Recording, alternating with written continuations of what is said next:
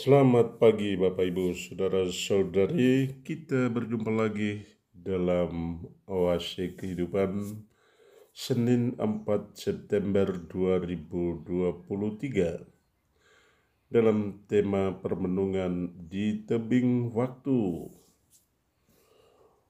Peristiwa kematian orang-orang kekasih kita meninggalkan duka mendalam. Kita kehilangan harapan untuk percaya pada Yesus, jaminan hidup kita. Rasul Paulus menumbuhkan harapan kita. Semua orang yang meninggal dalam Kristus akan bangkit.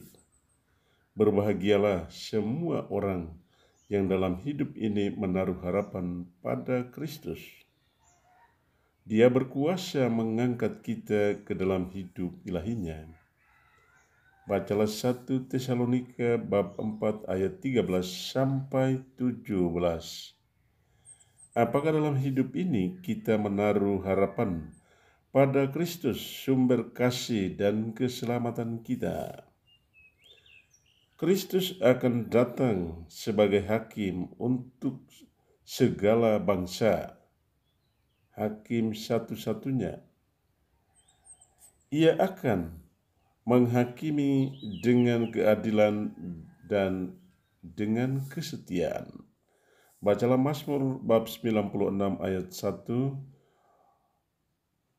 3 sampai 5, 11 sampai 13. Apakah kita dalam hidup ini menghayati dan memaknai keadilan dan kesetiaan itu sesuai dengan firman Tuhan? Bapak, Ibu, Saudara-saudari, dalam Injil hari ini kita tahu dengan jelas Yesus memperkenalkan tugas perutusannya kepada orang-orang di tempat asalnya sendiri. Mereka mendengar dengan penuh perhatian dan kemudian membenarkan Dia. Namun Bapak, Ibu, Saudara-saudari, orang-orang di tempat asalnya heran akan kata-kata indah yang Ia ucapkan. Di balik dari keheranan itu, Bapak, Ibu, Saudara-saudari, kita tahu ternyata keheranan itu membungkus rasa iri hati, sehingga kemudian muncul pertanyaan, bukankah Dia anak Yusuf? Yesus yang adalah Tuhan mengetahui kecenderungan hati mereka yang menolak kehadirannya, karena Ia hanya anak seorang tukang kayu. Oleh karena itu, Yesus menyatakan kebenaran ini. Sungguh, tiada nabi yang dihargai di tempat asalnya. Mereka kemudian menggiring Yesus ke tebing jurang. Mereka marah, Bapak, Ibu, Saudara-saudari, lalu menggiring Yesus ke tebing jurang untuk melemparkan Dia dari tebing itu.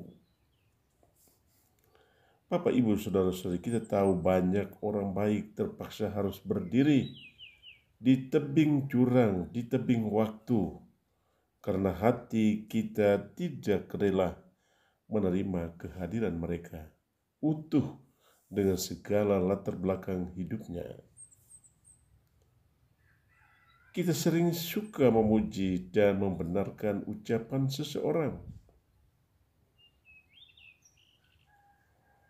Namun betapa menyedihkan kita sedang menyimpan rasa iri, benci, curiga dalam diri kita, bahkan menolak kehadiran mereka. Yesus telah lebih dahulu mengambil bagian dalam kesepian dan penolakan manusia persis di tebing waktu. Bacalah Lukas bab 4 ayat 16 sampai 30. Apakah kita sedang menyimpan bom waktu di tebing waktu untuk orang-orang kekasih kita? Sejauh mana harapan hidup kita tidak pupus di tebing waktu, karena Yesuslah jaminan keselamatan kita. Selamat pagi Bapak Ibu Saudara-saudari, semoga saya menjumpai Bapak Ibu Saudara-saudari dalam keadaan sehat. Yang sakit semoga Allah menyembuhkan, yang sedang dalam persoalan semoga Allah memberikan jalan keluarnya, dan yang sedang dalam perjalanan semoga Allah menuntun perjalanan Anda kalian sampai di tempat tujuan dengan selamat. Dan semoga Anda kalian yang mendengarkan renungan ini menjadi orang-orang yang terberkati. Sekali lagi, selamat pagi, Tuhan memberkati.